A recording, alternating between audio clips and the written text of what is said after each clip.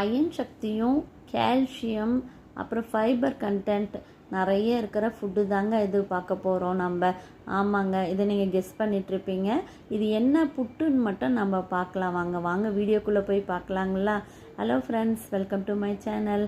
இன்றைக்கி நம்ம கம்பு புட்டு தாங்க பார்க்க போகிறோம். ஆல்ரெடி கம்புது நிறைய வீடியோ போட்டேன். இது புட்டு போட்டிருக்கேன். ஒரு 4 கப்பு வந்து கம்பு மாவு எடுத்துக்கிட்டு 1 கப்பு வந்து அரிசி மாவு எடுத்தாச்சுங்க. ஒரு தேங்காய் துருவல் ஒரு மூடியும் ஒரு வந்து கப்பு வந்து வெல்லமும் எடுத்தாச்சுங்க.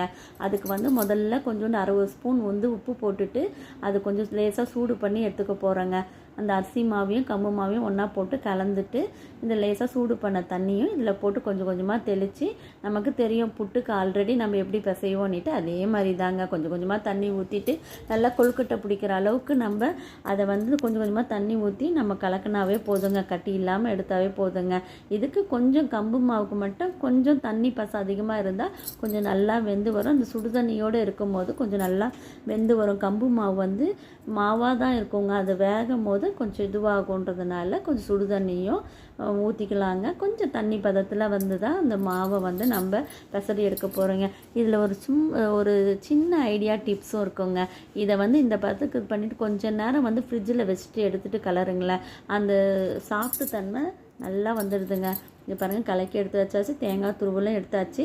ஒரு 3 ஸ்பூன் அளவு வந்து நம்ம அந்த கொலா புட்டில் போட்டாச்சுங்க. தேங்காய் துருவலில் அப்புறம் கம்பு மாவையும் ஒரு 5-6 ஸ்பூன் போட்டாச்சுங்க. அதுக்கு மேலே தேங்காய் துருவலையும் ஒரு 3 ஸ்பூன் போட்டாச்சு. கம்பு மாவையும் ஒரு 3 ஸ்பூன் அது மேலே போட்டாச்சுங்க.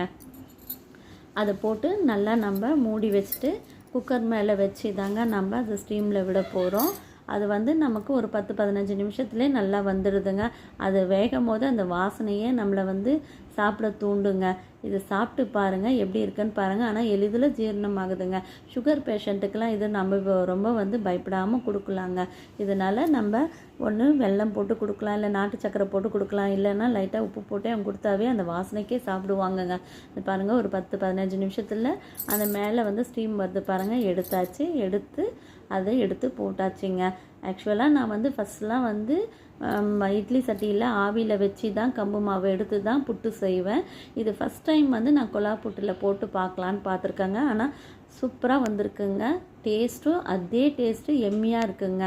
இன்னும் பார்க்க போனால் அந்த இதில் இருக்க வேக வச்சதோடு இந்த கொலா புட்டில் இன்னும் நல்லா வந்திருக்குங்க. பாருங்கள், நம்ம கேரளா ஸ்டைலில் பழம் வச்சும் சாப்பிட்லாங்க, இல்லைன்னா நம்ம வெல்லம் போட்டும் சாப்பிட்லாங்க.